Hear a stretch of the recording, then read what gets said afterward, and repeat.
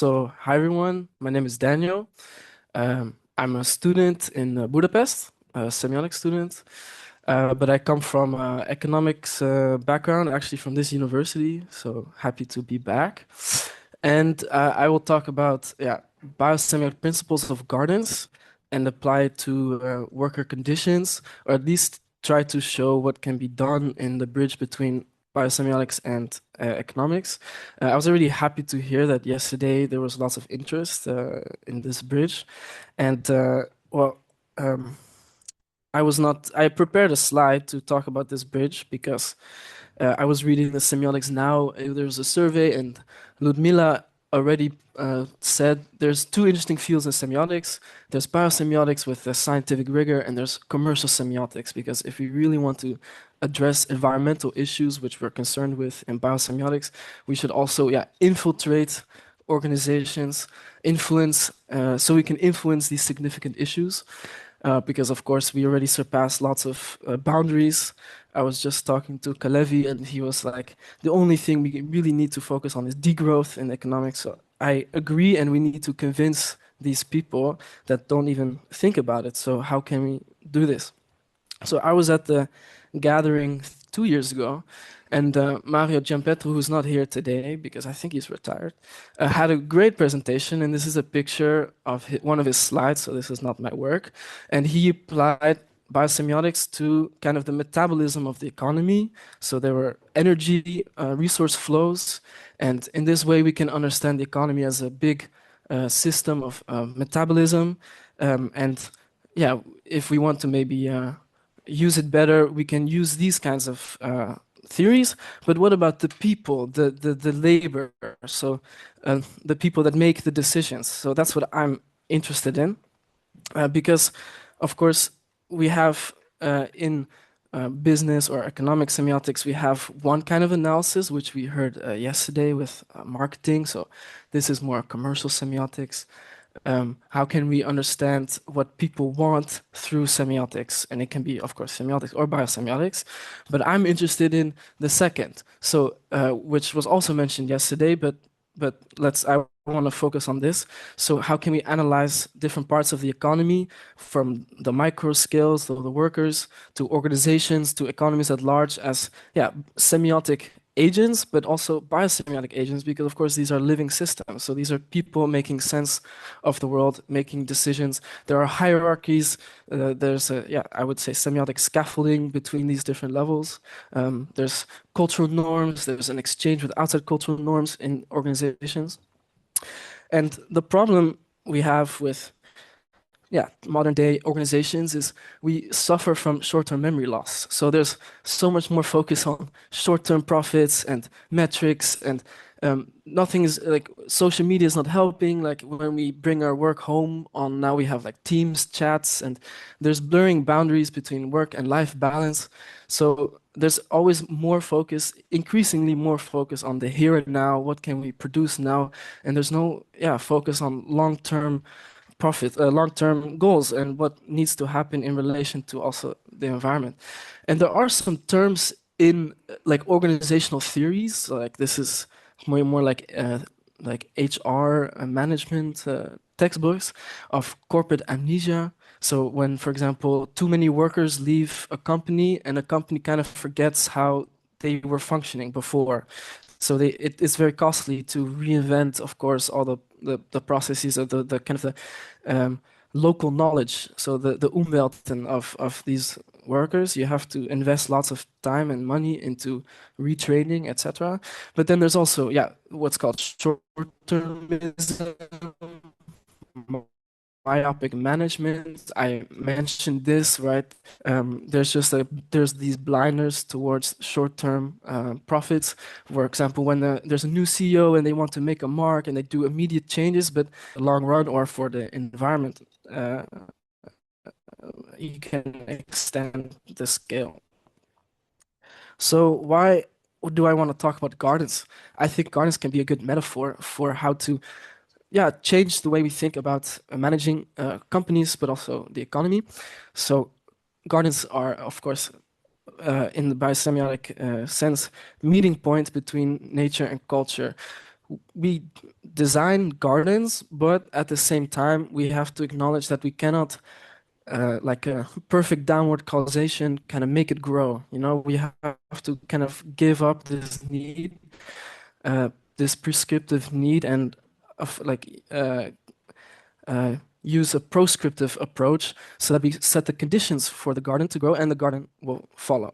So, with gardens, entering gardens, um, being in a garden, there's an emphasis on more embodied relations and a co-constitution of the self rather than on reified identity. And reified identity, I see also as a problem in that's causing problems from the economies and organizations. So the world would be better if everyone did some gardening or if everybody would be in gardens, but this is not my point. So there was a great paper by Clavy that differentiated different kinds of nature. So there's nature itself, which he calls zero nature. There's first nature as kind of what is seen. There's second nature, which is like where things get some kind of representation. And then there's third nature, where it's just completely decontextualized. So a tree, like the recognized tree, then, for example, could be the 3D printed version of a tree. So there is some kind of connection, but it's no longer an actual tree. There's no real embodied connection with a tree. And also, I put this on an axis of figure and ground. I think it's a great uh, parallel of perception to explain this process. And now I want to talk about development in Japanese gardens because I was there on exchange and it was just my observations, and I'm not a Japanese history and garden expert, but I thought it was a great uh, demonstration of this development from zero nature to third nature. So back in the Heian period, there was lots of gardens, but these gardens were not what we think of gardens. These were kind of just places of white sand. And the meaning of these gardens was that these were visitation places of the kami, the spirits. So they were kind of a bridge between the human and non-human world. Then moving on in time, you have a focus on perception. So you have the dry garden, or I guess what people think of Japanese gardens, where you have dry rocks, the Zen garden, Japanese rock garden. And of course, many different kinds of gardens were created in all these periods, but if there's a general trend. And so, for example, you see these raked rocks, which are supposed to represent change, or at least water that represents change. And so you're confronted with something where you see you see still rocks, but you're supposed to, because the gardener is not just a designer of the garden, but also a designer of experience, to be confronted with, no, these are not still rocks, this is change. My perception of these things, it's not complete. So that's what the experience of a garden should be. This is first nature. Then we have a different kind of garden where instead of being out in the garden, the house is built with an open view of the garden. So the focus is being put to, from the perspective of being inside the house, the garden belongs there, you belong here, and together you belong in this kind of relationship of I and nature out there. But it's not as reified because you're immersed still in this environment, in this umwelt. Then there was a change, another change of modern gardens, which kind of just went in many different directions. But because gardens then became tokenized as some kind of Japanese identity. So it's not about creating an experience, but more, no, can we create gardens that are Japanese? And so you also had sometimes like this Western gaze that was incorporated. So for the first time, glass was used so that you can actually objectify and look out at the garden and be entertained by it. Or yeah, they were commercialized. So if you visit gardens today, they are just it's just for tourism. I mean, of course, you can go into one of the lesser known gardens and try to avoid this kind of experience. But there's always this sign maybe that says, this is where you should take a photo. Or at the entrance, you can get your stamp that you visited there, right? So it's completely changed the experience of a garden to a very consumptive experience. And this, I believe, explains this progression of zero nature to third nature very well, of a kind of reification of what an experience in a garden should be. And there's one principle that I did not talk about, but it was very important in the design of gardens, especially after it was introduced by a Chinese garden designer, Ji Cheng, and his concept of yuanye. I don't know if how to say it correct, but it means borrowed scenery. So if we go back to for example, the third uh, um, garden, the garden is kind of a borrowed scenery for the environment of inside the house. But there are many types of Japanese gardens where, for example, the gardener uses the view of a distant mountain as part of the garden. So they, instead of putting more and more things in the garden, they actually take out some things so that it feels like when you're in the garden that you're not just in this garden, but this garden is immersed in a broader experience. Thus, you are also immersed in this broader experience.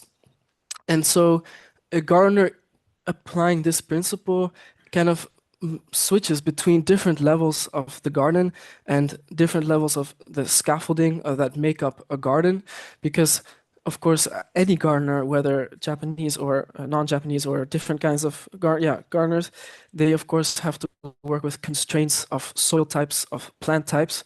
But here there's another constraint, which is the background. It's included, it's foregrounded as part of the design of the garden and the experience. And yeah, it blurs the boundary between an anthropocentric nature, attitude of design, and a non-anthropocentric nature.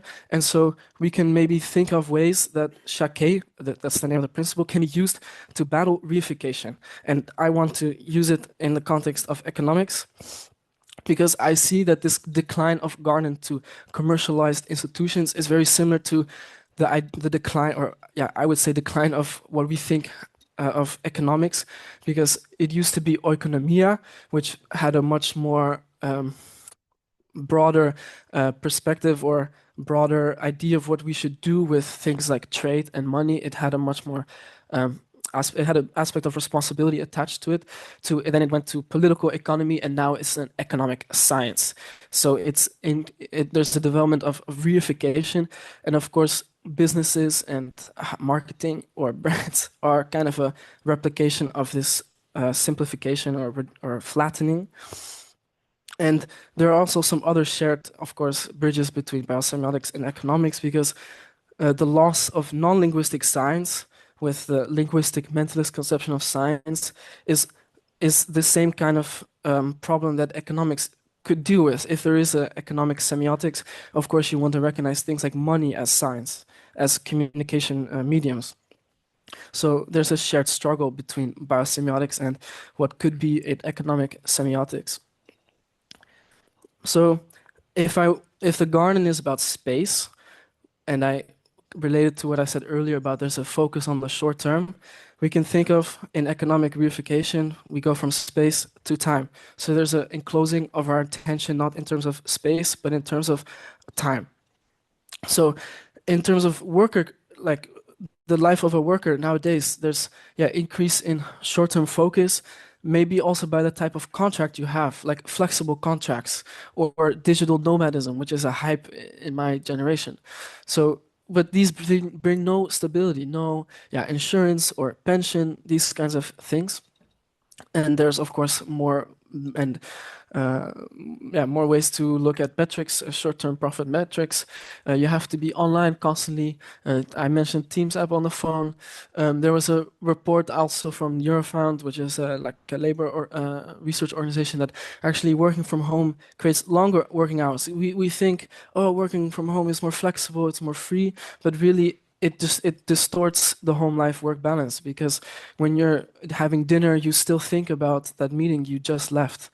And also, we have the rise of platform companies, Uber, Deliveroo, Airbnb, that don't have to actually be responsible for their workers.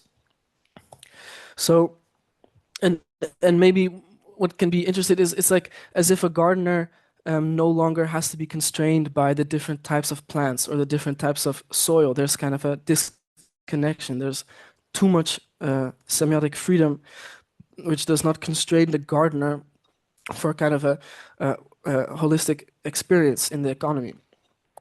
So this is an example of being Shake applied to a manager. What can it be? But Shake can be applied anywhere in the economy, or like from a policy level as well. But what could a gardener slash manager be? Because a manager is like a garden. They curate a team, like the environment of a garden. They who fits well where, um, what kind of environment is necessary. Because a manager, like a gardener, doesn't just put together people. They create an experience. Like what are the expectations? What are the things we focus on? So, and what Ummelten of these different employees, because as Chris said earlier today beautifully, it's not just Ummelten between species, but every single person has their own specific Ummelt. So how can a manager take these into account when designing or putting together a team? These are constraints, but at the same time, if a manager truly listens to these constraints, they can actually be better off in the end because they better understand what can be done, what is possible, what are our limitations, what can we work on. So um, there's a um, there's a balance between two flexible constraints and also two fixed constraints. So I mentioned the flexible contracts, these kinds of things. These are two little constraints. So we can also start thinking about what kind of economic system would fit applying the principle or the concept of Shake, because as I mentioned, you focus much more on the experience of a worker, trying to understand what is actually possible. So this is also what I don't like about movements or like what happened after people started using Marxist theories by clumping up the entire production or the entire working class into one thing, and you get something where there's centralized planning with the idea that you can kind of control and make sure everything is okay, but you're not taking into account the localized meaning making of each worker. And I wouldn't say actually we're so far away from this also because there's just such a revolving door between governments and industry nowadays anyway. So we're not really, I would argue, in free capitalism, even though I would still say, of course, we're in capitalism and it's problematic. Um, but then what? So what what can we imagine? What other forms of organization can we imagine if we apply things like the concept of Shake?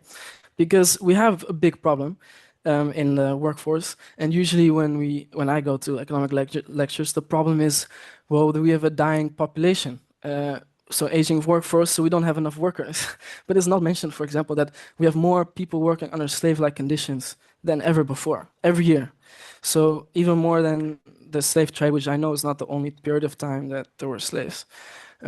Also, the amount of unions and union memberships have steadily declined since the 70s and 80s because of deregulation and this idea or this belief that we're in a free economy and that that's a good thing.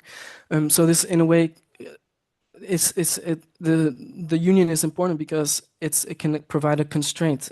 If there's no people in unions, I can imagine that there's not enough constraints through it so that managers or CEOs or policy have to listen to the experience of workers. Lastly, on the left, I just have a graph about how CEO pay uh, has changed. Is now 290 times as much as their own employees, which is an increase of 1,085% compared to, I think this figure was like from 50 years ago, whereas a worker's pay has only increased 24%, like adjusted for inflation. So this is just preposterous.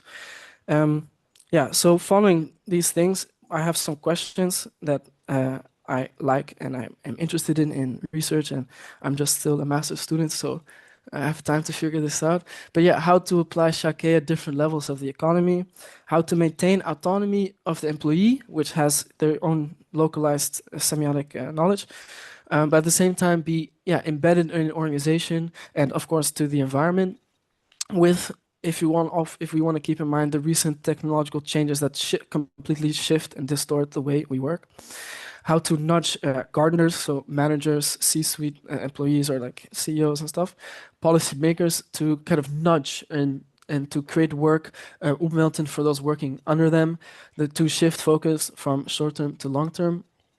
As Lumila asked, how to influence significant issues such as environmental and humanitarian crisis from within. So I conclude, yeah, that we can use biosemiotics as a lens to look at economic problems as well. And I hope to have I hope to have made the case that we can apply Shake. But yeah, my question is, yeah, how to nudge organizations, employees, rather than consumers, because lots of focus on behavior and behavior economics is how to nudge like people to consume differently. But how can we nudge actually CEOs and managers to behave differently? Because I think that's more important, right? Because it's always the fault of the consumer, but no, I disagree. So, yeah, and there's more research to be done, but these just summarize my talk, and I'm looking forward to any questions or thoughts. I would really like to talk to this about to all of you. So thank you.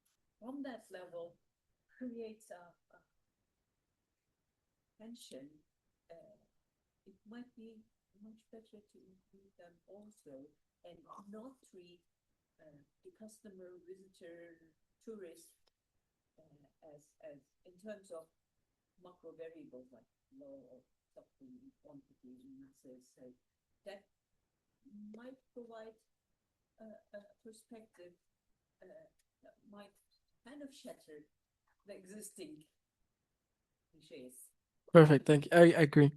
I will write it down when I have a pen.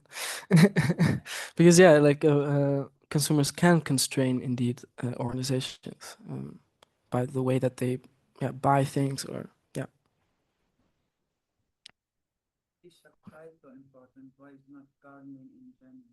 Sorry, what, can you repeat? Yeah. It is, it is. I just really like Japanese gardens. Yeah, yeah, yeah.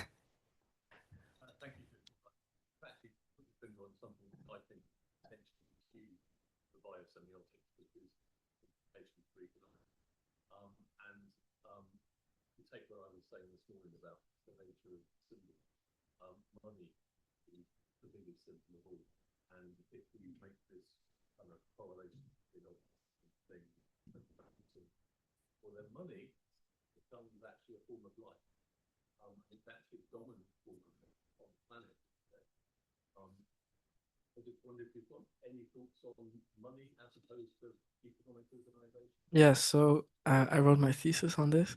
I see indeed money as a communication medium. So I was analyzing Georg Simmel, if anybody has read him. He was a sociologist, but also a philosopher of early sociology, and he wrote of money as kind of being two-faced, two sides. So in one sense, it reduces everything to being the same because it's like it's the ultimate denominator, but at the same time, because it connects everything, it opens up a possible, yeah, complexity of different ways of interacting. And I was reading some there's some sociology work from the 60s and 70s. The name of the researcher escapes me right now, but I can share it, who was talking about indeed that different kinds of money are experienced differently. So whether something is a bribe or a fine or a tax, actually the way we interact with that is it's qualitatively different. And also, I don't know, if someone receives some money for their birthday versus some money from their wage, you actually spend it differently. And it's they didn't measure this, but they just did interviews, and it just at least for that sample, it was confirmed. And I believe this as well, just from my personal experience, that even though the number on your bank account, it doesn't show these qualitative differences, but the way we interact with money, there is a difference. And I do think that there's a lot of more possible research to, yeah, show this. I would love to. Yeah, I'm really excited about this. Yeah.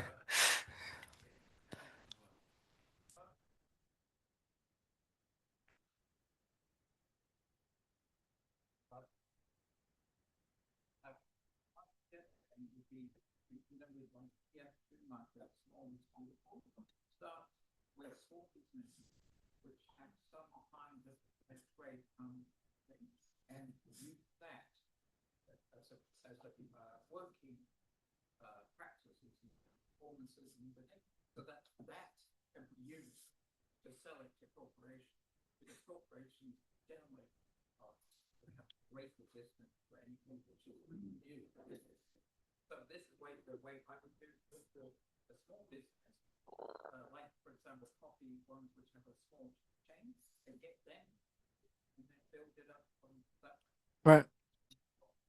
Okay. Thanks. Yeah.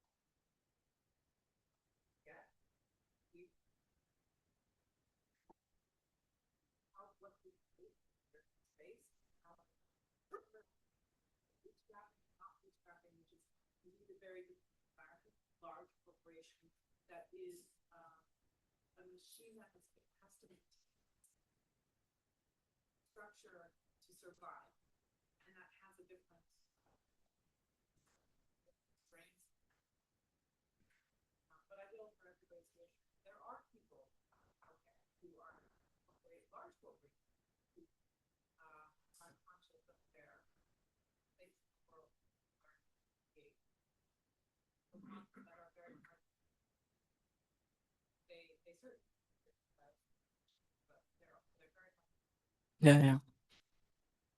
Please.